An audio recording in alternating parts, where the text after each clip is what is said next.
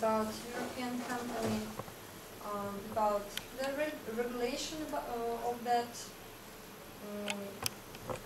company, and also about some advantages of that company. So the regulation of the European company is the Council regulation on the statute for European company. I want to mention, I do not want to mention that number, and also the employee involvement directive. That both documents are very important for the functioning of the European company, because first act is describing the whole process of functioning of that company, but the employee involvement directive is about the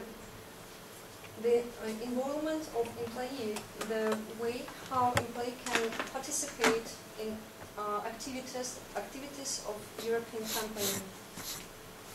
In European legislation, that question is a question of great importance, and also it was a very hard decision to make two documents and not to constitute all everything about the employee involvement into the Council regulation. So the both are very important.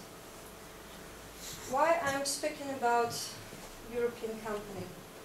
Because now many famous companies have chosen that the type of company.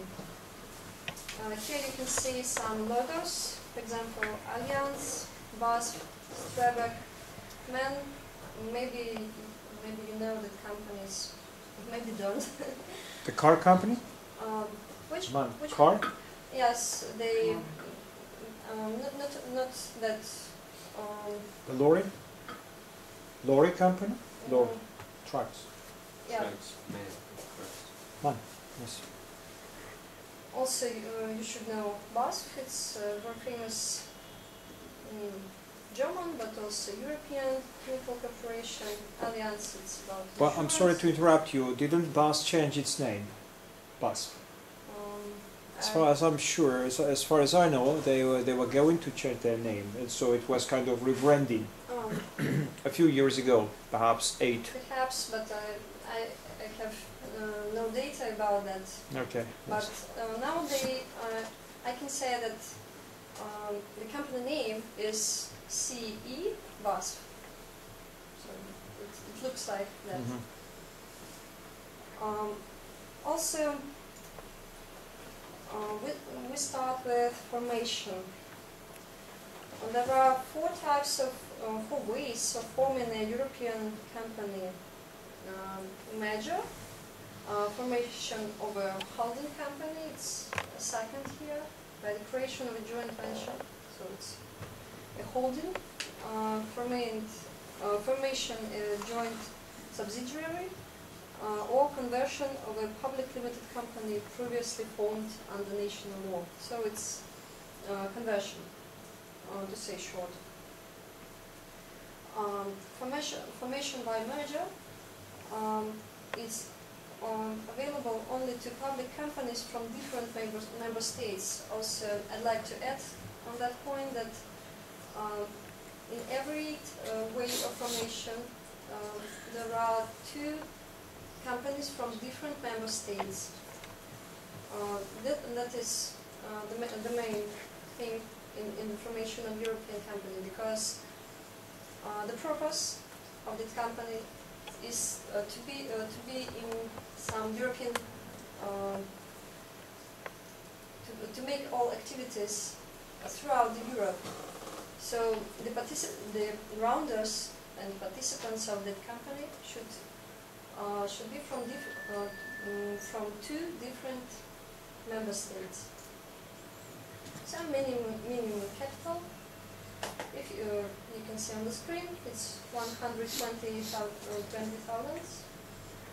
euro. So when you have such an amount of money, you can think now about the formation of European company. One of the main advantages of European company is an option to choose one tier or a single tier system or two-tier system.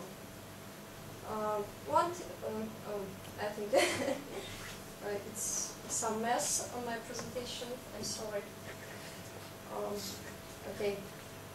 One-tier system is we have only one administrative board. It's on the right. When we speak about two-tier system, we have two governing bodies, a management board and a supervisory board. So one-tier system sometimes is called Anglo-Saxon, and two-tier system sometimes called German system.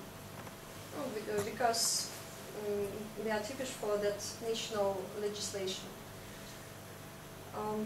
That option was the main advantage of European company, and also it was a great compromise between England and Germany during during the adoption of Council regulation about European company.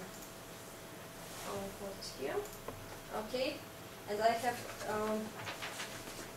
a bit of information also. I have already mentioned Council regulation, but also there are some national law documents that continues to supplement the basic rules on the regulation of formation and measures. When we speak about such questions as winding up, liquidation, insolvency, in a large measure they are governed by national law. Also, one of the advantages of European company is the possibility to transfer its registered office within the European countries without dissolving the company. So to have business throughout Europe, you can create a European company, and it is very useful thing. Thank you for your attention.